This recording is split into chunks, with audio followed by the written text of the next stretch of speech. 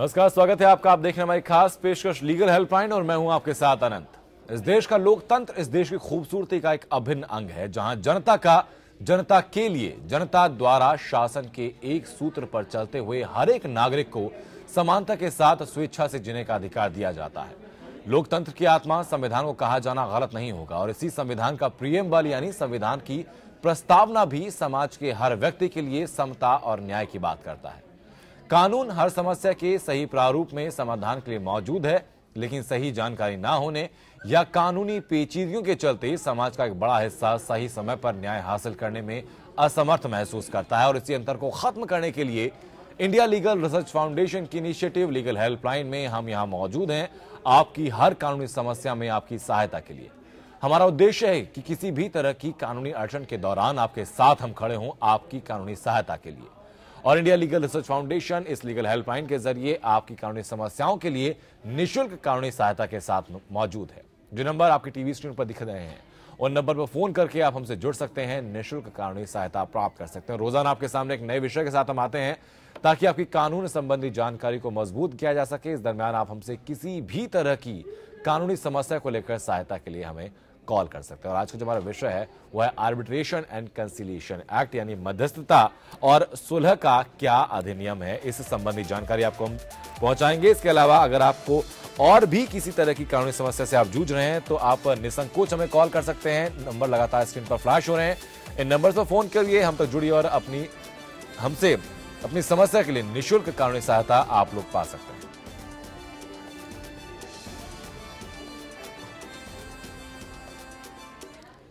Supreme court अधिवक्ता विष्णु जैन हमारे साथ आज मौजूद हैं स्टूडियो में तमाम चर्चा और बातचीत के लिए। विष्णु जी, बहुत बहुत स्वागत है आपका।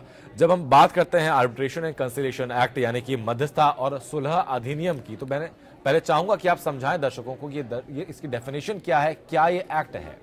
देखिए, आर्बिट्रेशन एक्ट में सेक्शन 7 में इसकी डेफिनेशन प्रिस्क्राइब्ड है और बहुत ही सरल भाषा में अगर इसको समझा जाए तो इसका अर्थ यह है कि कोई भी दो लोग अपने कोई भी लीगल राइट्स को इन्फोर्स करने के लिए एक कॉन्ट्रैक्ट कर सकते हैं, जिसके तहत वो अपनी खुद की एक कोर्ट बना सकते हैं, जिसमें जज कौन होगा ये वो तय कर सकते हैं, वो केस कहाँ लड़ा जाएगा, उसकी प्रोसीडिंग्स किस प्लेस पे होंगी वो ये तय कर सकते हैं, क्या प्रोसीजर होगा, कैसे कितने दिन के अंदर उसका सोल्यूशन होना है, ये सारी चीजें एक कॉन्ट्रैक्ट के द्वारा दो लोग तय कर सकते हैं जी। तो सेक्शन 7 में उसकी डेफिनेशन प्रिस्क्राइब्ड है, जो ये कहती है कोई भी लीगल राइट अगर किसी पार्टी का है और किसी आदमी का कोई लीगल ऑब्लिगेशन है तो उसको सॉल्व करने के लिए आप आर्बिट्रेशन में जा सकते हैं जी। तो जब आप आर्बिट्रेशन में जाते हैं तो हम क्या करते हैं, जो दोनों पार्टीज हैं वो एक कॉन्ट्रैक्ट करती हैं जी।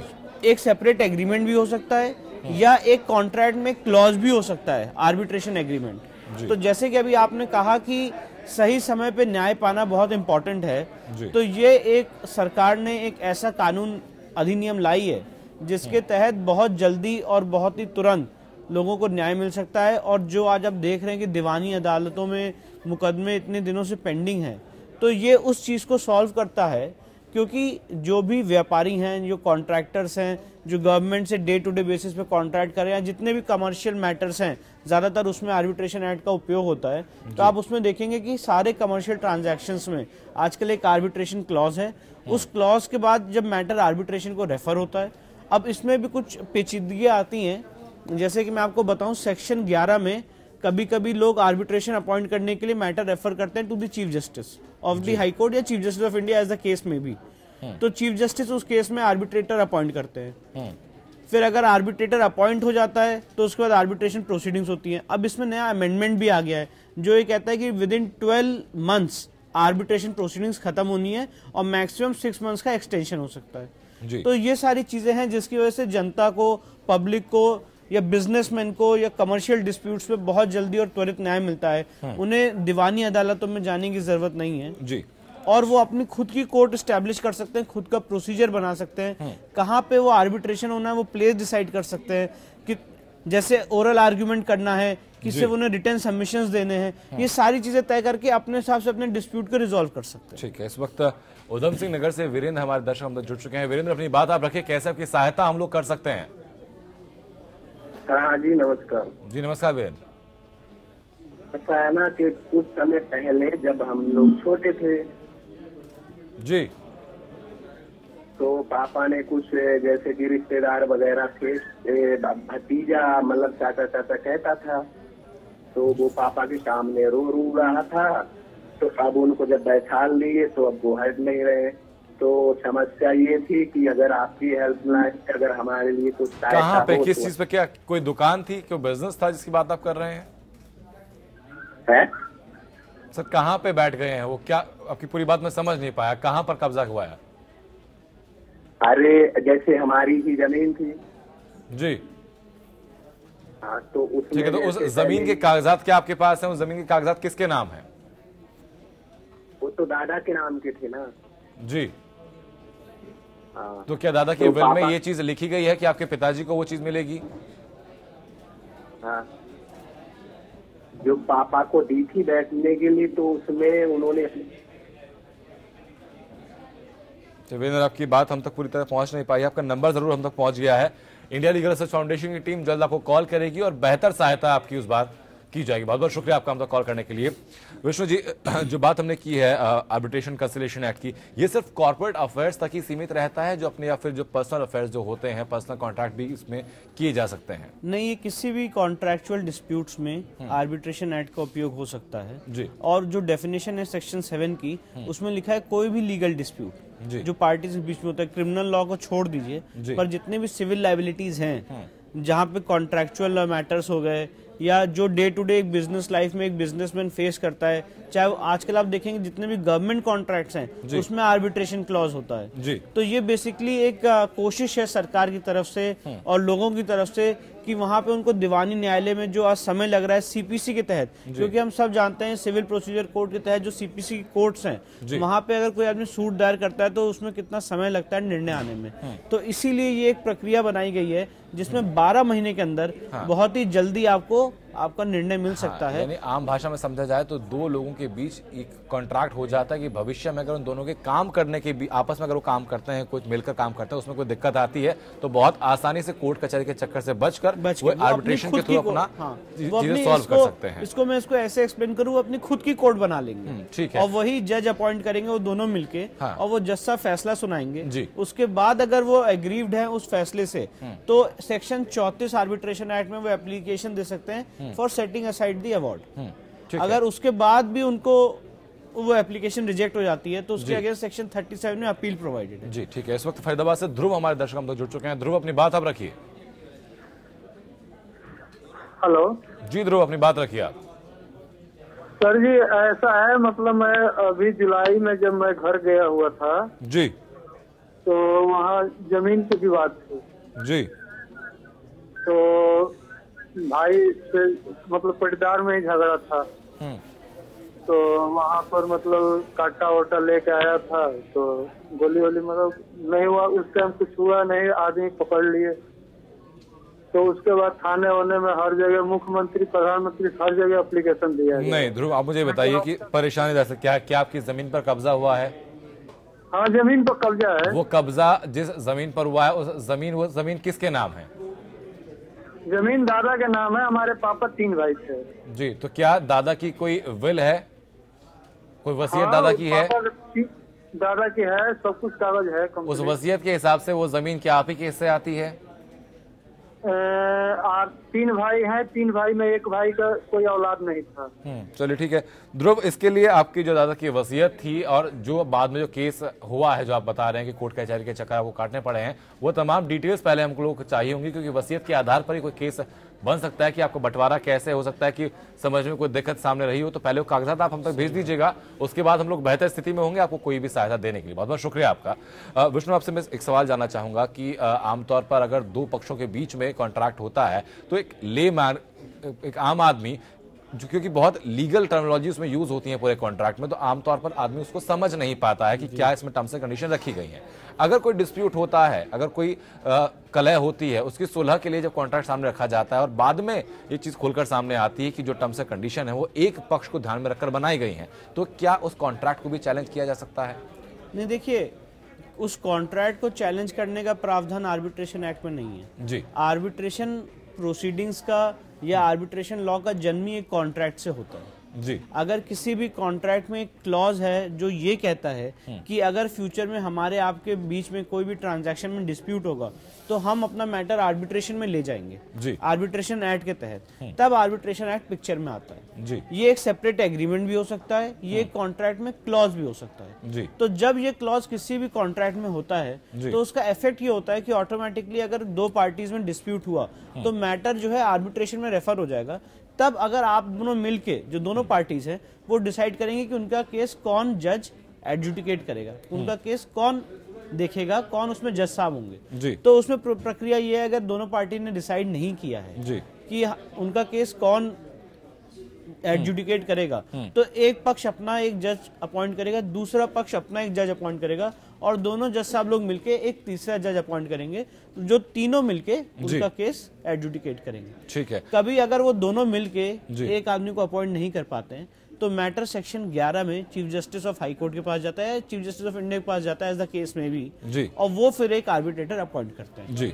तो ये सारी प्रक्रिया है। पर जो सबसे महत्वपूर्ण बात है आर्बिट्रेशन एक्ट की वो ये है कि इंटरिम मेजर्स का प्रोविजन है। अगर कोई भी पार्टीज में डिस्प्यूट हुआ है और वो जैसे पार्टी का सपोज करिए, मैं एक एग्जांपल देता हूं कि अगर दो पार्टीज में डिस्प्यूट हुआ है और वो मैटर इन डिस्प्यूट जो है वो 1 करोड़ की वैल्यू का है, अब पार्टी उनको एक पार्टी को डर है कि वो 1 करोड़ की वैल्यू दूसरी पार्टी ड्यूरिंग द प्रोसीडिंग्स हड़प सकती है या अवे मतलब कॉन्ट्रैक्ट के बाहर ले जा सकती है तो वो सेक्शन 9 में एप्लीकेशन देके उसको रोक सकते हैं जी। तो ये सारी प्रक्रिया, जैसे भी आपके लाइव कॉलर्स कॉल कर रहे थे जो ये कह रहे थे उनकी जमीन हड़प ली गई जी। या ये विल में इनका नाम नहीं था या उनका नाम था, तो ये सारी चीजें अगर आज आर्बिट्रेशन क्लॉज होता इनकी विल में, जैसे आप कह रहे हैं अगर विल में भी इनके आर्बिट्रेशन क्लॉजेस होते या एक कॉन्ट्रैक्ट या family settlement kind of thing बनाई गई होती तो आज इनको दीवानी न्यायालय के चक्कर नहीं मारने पड़ते, ये अपने आर्बिट्रेटर को अपॉइंट करके 12 महीने के अंदर फैसला लेके आ सकते। ठीक है, लेकिन विष्णु क्या आर्बिट्रेशन के लिए कोई जगह का चुनाव भी हम उसी क्लॉज में रखते हैं?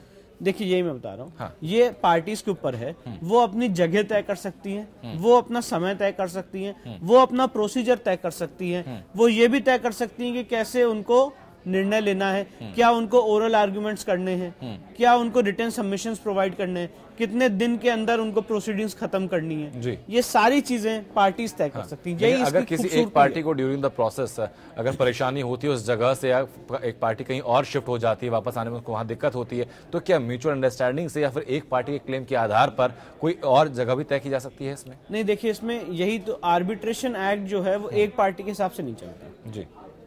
ये सब बेसिक्स हैं जो दोनों पार्टीज मिलकर डिसाइड करती हैं। अगर आज मैं और आप मिलकर डिसाइड करते हैं कि अगर फ्यूचर में हमारा कोई डिस्प्यूट होता है तो हम उसको बेंगलोर में लड़ेंगे और ये फला जज साहब इसका केस हमारा डिसाइड करेंगे, इसमें ये प्रोसीजर्स होंगे, ये प्रक्रिया होगी, तो ये सारी चीजें हम और आप मिलकर डिसाइड करते हैं। डिसीजन क्या होगा इस पे हमारा आपका कोई बस नहीं, पर जो प्रोसीजर है, जो प्रक्रिया है, वो हम और आप मिलकर डिसाइड करेंगे। और अगर हम और आप मिलकर डिसाइड नहीं कर पाते हैं, हमारा आपका सिर्फ इतना डिसीजन है कि हमें आर्बिट्रेशन करना है, तो आपका मैटर रेफर होगा chief justice of high court को अंडर सेक्शन 11, फिर वो आर्बिट्रेटर अपॉइंट करेंगे।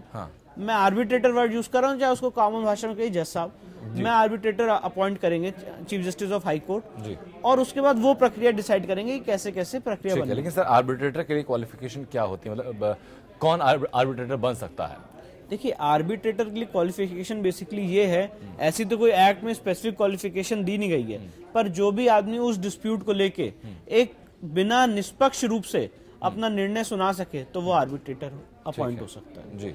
आज आप देखेंगे कि जितने रिटायर्ड हाई कोर्ट जजेस हैं, जितने रिटायर्ड चीफ जस्टिस हैं या सुप्रीम कोर्ट के जजेस हैं, वो सब आर्बिट्रेटर नियुक्त होते हैं और आर्बिट्रेशन कर रहे हैं जी। तो आर्बिट्रेटर के लिए कोई स्पेसिफिक क्वालिफिकेशन नहीं है, पर जो एक ऑनेस्ट वे में, एक सही वे में त्वरित न्याय दे सके, तुरंत न्याय दे सके, वो आर्बिट्रेशन की क्वालिफिकेशन, आर्बिट्रेटर की क्वालिफिकेशन। ठीक है सर, लेकिन अगर हमें ये लगता है प्रोसीडिंग के दौरान या फैसला आने के बाद कोई भी एक पार्टी अगर फैसले से असंतुष्ट रहती है, तो क्या आगे भी अपील के प्रावधान रहते हैं? जी जी जी, ये आपने बहुत अच्छा सवाल पूछा। इसमें सेक्शन 34 में एक एप्लीकेशन दे सकते हैं for setting aside x party award, अगर कोई अवार्ड एक्स पार्टी हो गया है। उसके बाद अगर आप उसमें भी सेटिस्फाइड नहीं है तो आप सेक्शन 37 में अपील का प्रावधान है, आप सेक्शन 37 में अपील कर सकते हैं जी। तो ये सारी चीजें हैं।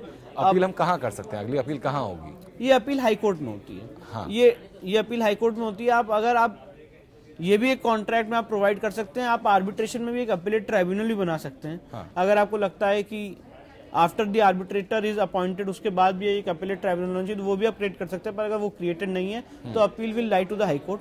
कुछ केसेस में डिस्ट्रिक्ट जज की अपील लाई करती है। तो ये डिपेंड करता है कि कौन सी प्लेस में आर्बिट्रेशन हुआ है और आपके कॉन्ट्रैक्ट के क्या टर्म्स हैं। ठीक है, ये सारी चीजें उस पर निर्भर करती हैं। इसका कोई फिक्स्ड आंसर नहीं हो सकता। ठीक है विष्णु, एक एम्प्लॉयर और एक एम्प्लॉय के बीच में जो कॉन्ट्रैक्ट होता है, हम हाल ही में देखते हैं कॉर्पोरेट वर्ल्ड में कल्चर है कि आर्बिट्रेशन का क्लॉज उसमें रहता है, लेकिन ये भी हमने देखा है कि कई दफा जो आर्बिट्रेटर नियुक्त किया जाता है वो एम्प्लॉयर जो होता है उनकी तरफ बायस्ड भी कई दफा देखा जाता है। तो क्या एम्प्लॉय के पास ये अधिकार रहता है कि आर्बिट्रेटर को चुनौती दे सके कि भाई आप बायस्ड हैं यहाँ पर, या फिर आर्बिट्रेटर बदलने की दरख्वास्त वहाँ पे की जा सके? जी बिल्कुल। अगर एम्प्लॉय को ये लगता है कि आर्बिट्रेटर बायस्ड हैं तो वो आर्बिट्रेटर को एप्लीकेशन दे सकते हैं अपनी सारी चीजें कहते हुए। और अगर उनको लगता है कि उन्होंने निर्णय सही नहीं किया है तो इस पॉइंट पे वो उनके अवार्ड के अगेंस्ट अपील भी फाइल कर सकते हैं। जी। तो ऐसा नहीं है कि अगर एम्प्लॉयर ने आर्बिट्रेटर अपॉइंट किया और आर्बिट्रेटर बायस्ड है तो दूसरी पक्ष के साथ कोई जाति हो जाएगी या कानूनन उनके साथ अन्याय हो जाएगा। जी। इसका सिर्फ एक मकसद ये है कि जो भी आपका डिस्प्यूट है वो जल्दी से जल्दी पेपर में सामने आ जाए कि जब आपका मैटर हाईकोर्ट जाता है या डिस्ट्रिक्ट जज के यहाँ जाता है अपील में, तो उनके सामने आपकी जो बेसिक फैक्ट्स हैं या एक बेसिक व्यू है वो उनके सामने है और उसके बाद आप आगे बढ़ सकते हैं। ठीक है, इस वक्त गुजरात से अरमान हमारे दर्शक हम तक जुड़ चुके हैं। अरमान, अपनी बात आप रखिए, कैसे आपकी सहायता हम लोग कर सकते हैं? हेलो जी अरमान, अपनी बात रखिए आप। हाँ वो साहब, मैं क्या कहता हूँ, 10 तारीख को सावली पुलिस स्टेशन में, गुजरात से मैं बोल रहा हूँ, बड़ौदा जिले में सावली तालुका लगता है जी। हाँ, उसमें सावली तालुका से वसावा ने जो फरियाद दी है, वारत है उसकी। अरमान, आपकी आवाज हम तक साफ पहुंच नहीं पा रही है। आपका नंबर हम तक जरूर पहुंच गया है। हमारी तरफ से जल्द आपको कॉल जाएगा और बेहतर सहायता आपकी की जाएगी। बहुत बहुत शुक्रिया आपका आप तक जुड़ने के लिए। सर, जो आर्बिट्रेशन का जो पूरा प्रोसेस होता है, क्या इसमें कोई टाइम लिमिट भी निर्धारित की गई कि इतने वक्त के अंदर अंदर पूरा केस का निस्तारण होना होगा?